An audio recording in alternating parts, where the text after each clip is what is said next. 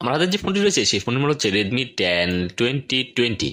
এটা যেটা বললাম সেটা হচ্ছে এই ফোনটাকে আপডেট করতে হবে, কিন্তু আপডেট করার আগে অবশ্যই আপনাকে জানতে হবে যে কাজগুলো করলে আপনার ফোনটাকে কখনোই আপডেট করা যাবে না।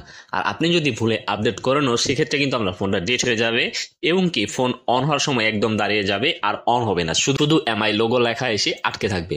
এই জন্য আপনাকে প্রথমে যেটা হতে হবে সেটা হচ্ছে আপনার ফাইল ম্যানেজারে যেতে হবে। তারপর আপনাকে যেটা করতে হবে সেটা হচ্ছে আপনার ফোন স্টোরেজ, যেটা আপনি ভালো করে মাথায় রাখবেন। ফোন স্টোরেজ অবশ্যই 5 থেকে 6 জিবি কিন্তু খালি রাখতে হবে আপনার, অবশ্যই এইচডি কার্ড স্টোরেজ না, ফোন স্টোরেজ যেটা রয়েছে সেটাকে অবশ্যই খালি রাখবেন 5 থেকে 6 জিবি। তারপর যেটা করবেন সেটা হচ্ছে আপনার ফোনে 100% চার্জ কিন্তু রাখতেই হবে। তারপর যেটা করতে হবে সেটা হচ্ছে আপনি সেটিংসে যাবেন।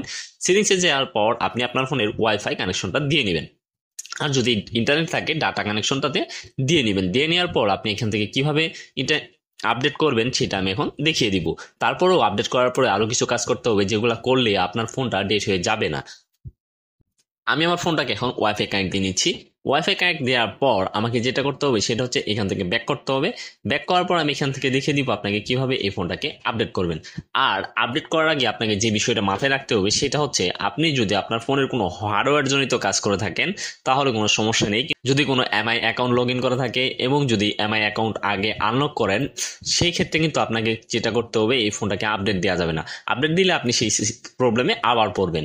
এই জন্য এখান থেকে আমি এখন অ্যাবাউট ফোনে চলে যাব। অ্যাবাউট ফোনে যাওয়ার পর এখানে এমইউআই ভার্সন নামে যে অপশনটা রয়েছে সেটাতে ক্লিক করব। ক্লিক করার পর এখান থেকে চেকিং ফর আপডেটস নামে যে অপশনটা রয়েছে সেটাতে ক্লিক করব। দেখতে পাচ্ছেন আমার ফোনটা কিছুদিন আগে আপডেট হয়ে গেছে, এখন আর আপডেটের প্রয়োজন নেই। সেই ক্ষেত্রে আপনাকে বলে রাখি, আপনি যদি ফ্ল্যাশের কোনো কাজ করে থাকেন, সফটওয়্যার জনিত কোনো সমস্যায় থাকে তাহলে ফোন, সেক্ষেত্রে আমি আপনাকে সাজেস্ট করবো আপনার ফোনটাকে আপডেট না দেয় বেটার। সো ভিডিও দেখে ভালো লেগে থাকলে অবশ্যই চ্যানেল সাবস্ক্রাইব করে রাখবেন।